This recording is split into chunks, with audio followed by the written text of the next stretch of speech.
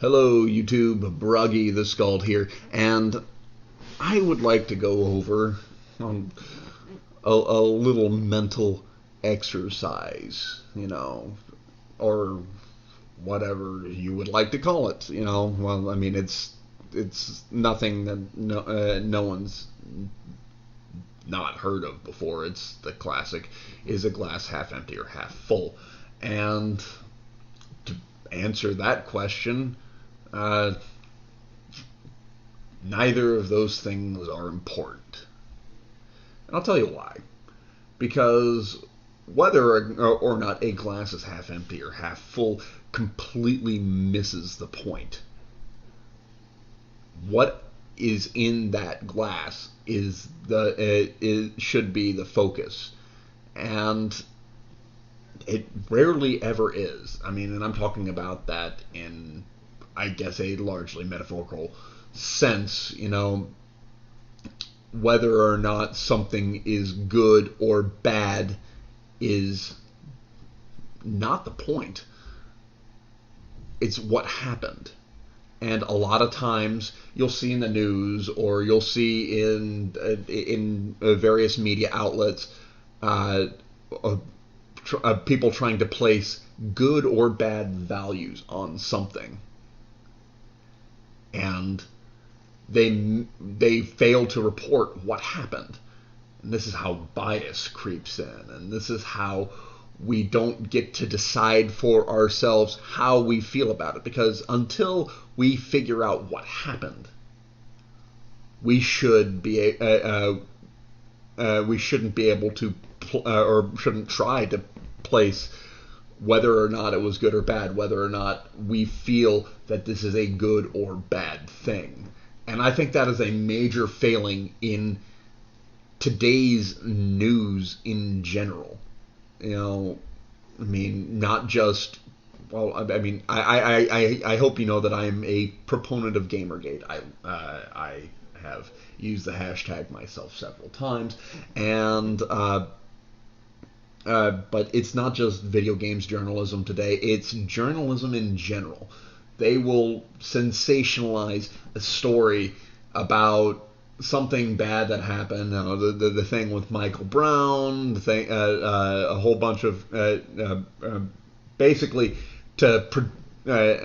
or maybe, let's say, all the pretty much all the stories dealing with police brutality and all that other fun stuff. They're sensationalizing it, basically trying to get you to feel something and watch the news more, because you know what? Well, I'm angry and I want to figure this out by myself, but I can't because I'm not taking a step back and looking at the facts. And that's the problem with news today. They're either looking at it from a half-empty standpoint or a half-full standpoint. And they're not taking the time to look at what are the contents. And to me, I think that's negligent. Negligent to a fault. I don't like mainstream journalism. I don't watch Fox News, MSNBC. Hell, I'm even not a big fan of certain online groups of people who report on news. And for those of you who know who the Young Turks are, I absolutely despise them. I think that they miss the point, miss the boat most of the time. Now, especially I don't like Cenk Uygur, or however the heck you say his name. Now, to be perfectly clear, I am not. I don't like to consider myself left or right leaning either. Although I am more conservative in some of my views and more liberal in others, I consider myself libertarian. Straight up. And I use the term conservative as a modifier to the term libertarian, which I believe that pretty much government should leave us the heck alone. But that's not the point here. That is not the point. I don't like it when people who are trying to report on certain things that happen and they let their feelings get in the way of that. A friend of mine on Facebook recently posted a video by the Young Turks dealing with, what was it? Dealing with, I think the latest girl, I can't remember her name, Laura Mueller or something like that. I feel like an asshole for not remembering her name because she was captured by ISIS and she was brutally murdered. And Cenk Uygur had the bright idea to basically cherry pick people who identify as conservatives, tweets and statements about that, and basically trying to say that all conservatives, are horrible people. What these people were saying basically were that she was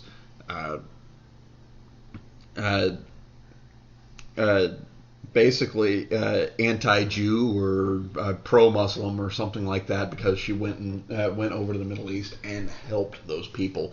And if she wasn't there, she wouldn't have been captured by ISIS and killed. Now, I don't have any evidence to support whether or not she was anti-Jew or pro-Muslim or whatever, what have you. But I do agree with the assertion that if she was not there, ISIS would not have captured her and they would not have killed her. Now, I stated this sentiment to my friend, and she promptly said that that's victim blaming.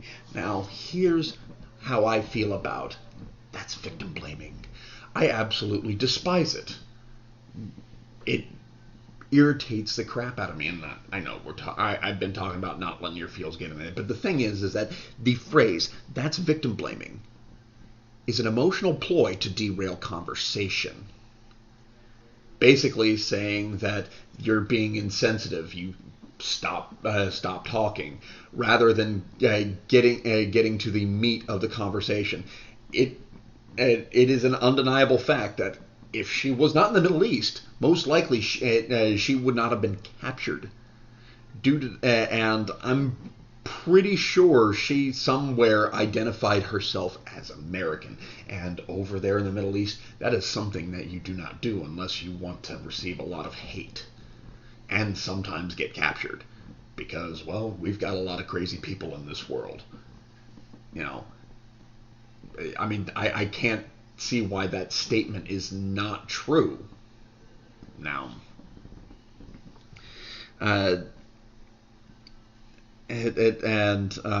mean, the thing that I can't stand is whenever we talk about like stuff like victim blaming and all that other fun stuff.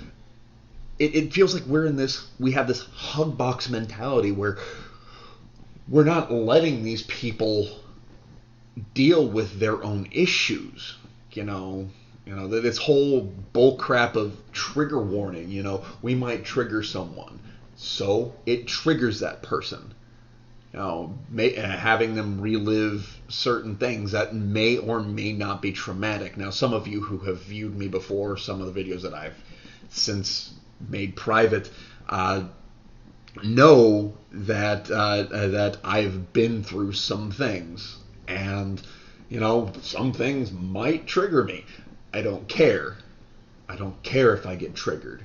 I don't care that it hurts me emotionally or something like that. There are certain things that I need to work through, and these people who the people who like say, well, these people might be triggered.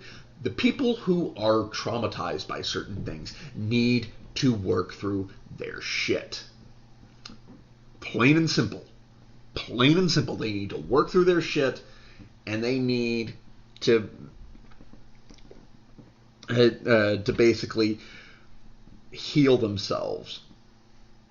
And I mean, if they spend their life constantly avoiding the issue, then they're going to lead a less fulfilling life.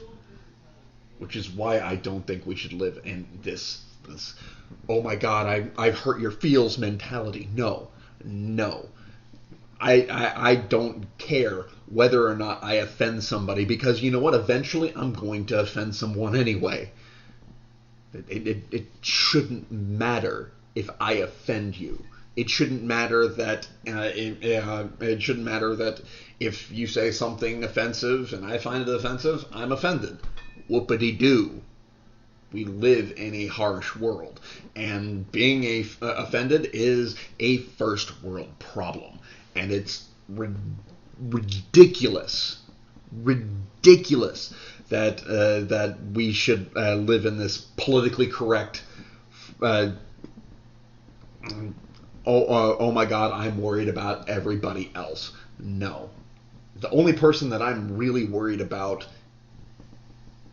right now, anyway, because I'm single. But the only person I'm really worried about right now is me.